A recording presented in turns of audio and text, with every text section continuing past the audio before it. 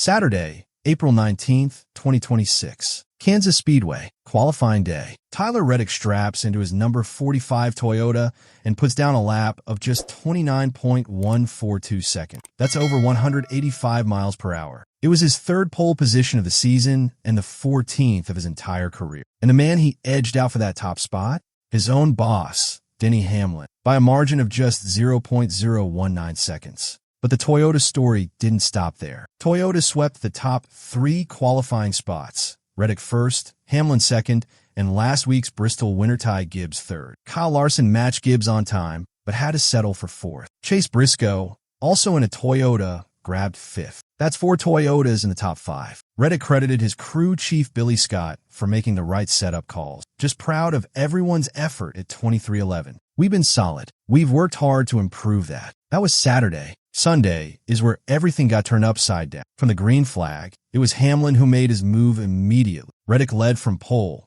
but his boss attacked right away. They even made slight contact before Hamlin forced his way to the front. Once up there, Hamlin refused to give it back. He led 75 of the first 80 laps in stage 1. Dominant doesn't even cover it. While Hamlin was managing the front of the field, Ryan Blaney was watching his race fall apart behind him. Blaney had started 9th and was running inside the top 10. Then during his pit stop, his car bumped A.J. Allmendinger coming out of the pit stall. Allmendinger spun. Blaney's front splitter got chewed up, and his team had to bring the car back in to repair it. And while they were at it, NASCAR handed them a penalty for too many crew members. NASCAR insider Jeff Gluck broke it down clearly. Ryan Blaney gets a penalty for too many crew members over the wall, but they made multiple stops because they were trying to assess the damage. This is becoming Blaney's nightmare season. Through just the first 8 races, he had already lost 88 spots on Pittsburgh. His speed is not the problem. He's one of the fastest guys out there, but these pit road mistakes keep pulling him back. Sunday just made it worse. Hamlin won stage 1. No contest. Stage 2 brought a new name to the front. Kyle Larson cleared Hamlin on the restart and never looked back. He led 77 laps and grabbed the stage 1. During that run, Larson quietly passed Kevin Harvick for the most all-time laps led at Kansas. A cool record that almost got lost in everything else that happened Sunday. Then came stage 3, and things started getting genuinely crazy. Christopher Bell took over the lead for a stretch. Then Hamlin got it back with 43 laps to go. It was shaping up to be a Hamlin win, the kind of dominant, wire-to-wire performance that reminds you why he's one of the best to ever do. But Reddick had fresher tires, and with 10 laps left, he powered past Hamlin in turn 1 and snatched the lead. Then, out of nowhere, disaster. Reddick got on the radio, freaking out, screaming that he was running out of gas. At the exact same moment, he smacked the outside wall and lost the lead right back to him. Michael Jordan, watching from the pit box, had his hands on his head. The white flag was seconds away. His team came over the radio and told him to switch to the backup fuel pump, a second pump that these NASCAR cars carry as a safety net, something most casual fans don't even know exists. Reddick flipped to it mid-race. It worked, just barely. And then Cody Ware happened. Cody Ware, running 6 laps down in the number 51 Chevrolet, spun out on lap 266. Just before the white flag was about to fly. It was later revealed it was a tire failure that sent him into a spin after he'd already hit the wall with around 12 laps to go, and his team had left him out there on old rubber. Had that caution come out a few seconds later, after the white flag, the race would have ended under yellow with Hamlin as the winner. Instead, it sent everything into overtime. Hamlin was furious. He told Fox Sports afterward, Cody Ware, 6 laps down, wrecking. I don't know. Add it up.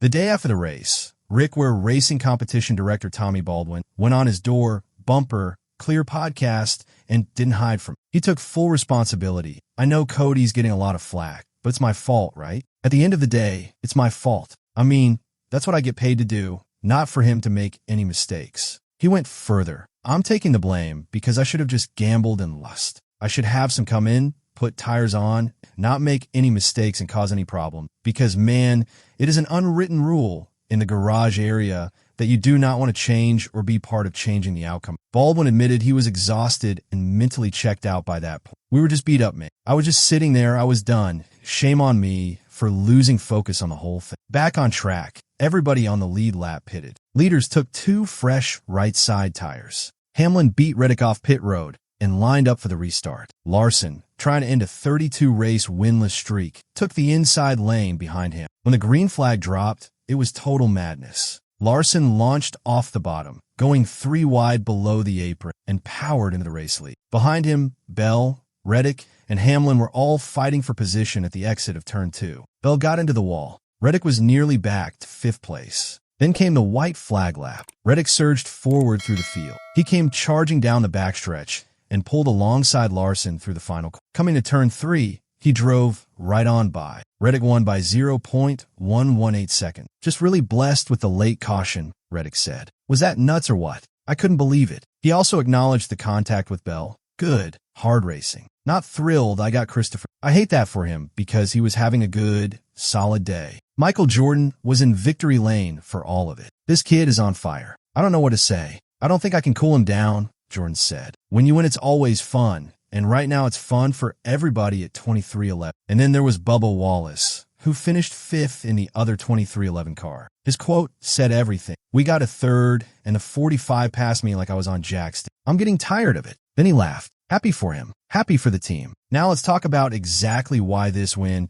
is so historically significant and why it's triggered a wave of cheating accusations across social media. Tyler Reddick is now the 4th driver in the entire history of NASCAR's Top Series to win 5 of the first 9 races in a season. The last driver to do it was Dale Earnhardt in 1987, nearly 40 years ago. Reddick himself couldn't quite believe it. I mean, that's a guy on the Mount Rushmore of NASCAR drivers. 1987 was the last time that happened. I mean, that was generations ago. Here's the statistical comparison between the two after 9 races. Reddick in 2026, 5 wins, 6 top 5s, 7 top 10s, 3 poles, average finish of 5th, 0 DNFs, worst finish of 15. Earnhardt in 1987, 6 wins, 8 top 5s, 8 top 10s, 1 pole, led 48.3% of all laps, average finish of 3.4. The numbers really do speak for themselves. Earnhardt was more dominant in terms of raw lap leadership. He led 1,624 laps in those 9 races compared to Reddick's 199. But the win totals are nearly identical, and the consistency Reddick is showing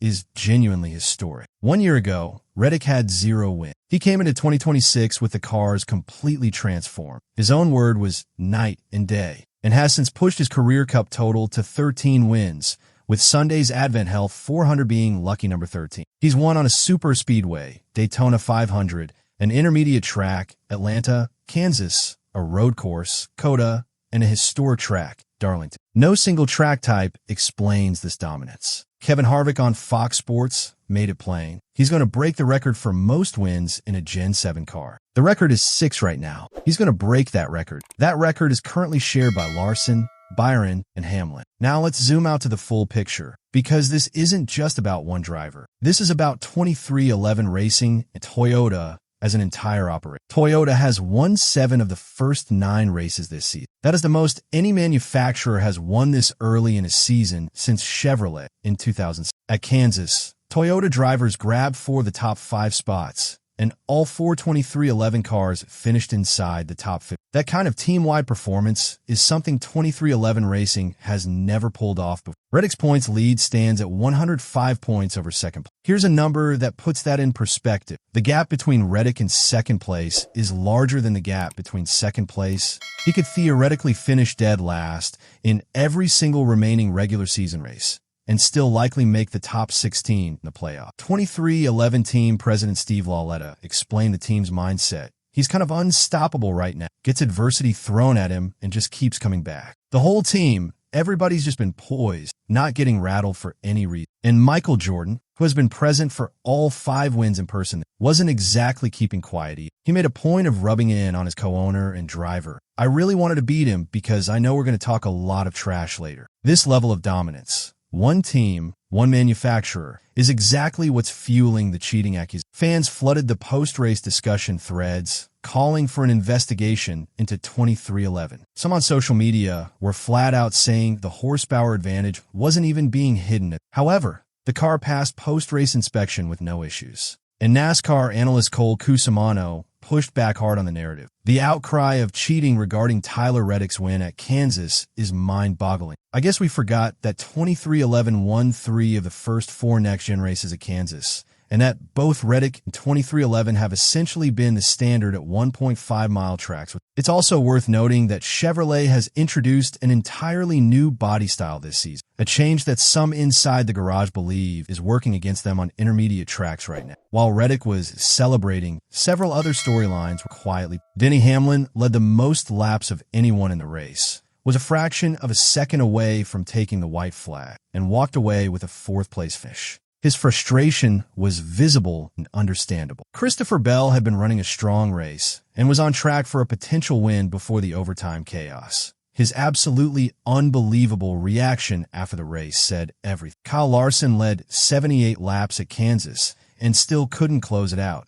His winless streak now sits at 33 races. "I got to the lead, and I thought I could cruise right there to the checkered flag," Larson said, "but my balance on two tires was just super tight." Ryan Blaney continues to bleed positions on pit road, and Trackhouse Racing, once considered a rising powerhouse, is now sitting with Ross Chastain, Shane Van Gisbergen, and rookie Connor Zilisch combining for just 3 top 10 finishes through the first 9 races. They sit 18th, 20th, and 33rd in points. Some fans have labeled it the Pitbull Curse, a reference to rapper Pitbull departing his ownership role last, after which the team has won just 1 race on an oval. Next up is Talladega Super Speedway on April 26th, the Jack Links 500. Super Speedways are the great equalizer in NASCAR. The draft can make any driver competitive, and a single crash in the wrong place can end the day of even the strongest car in the field. On paper, this is the one race type where the dominance of 2311 and Toyota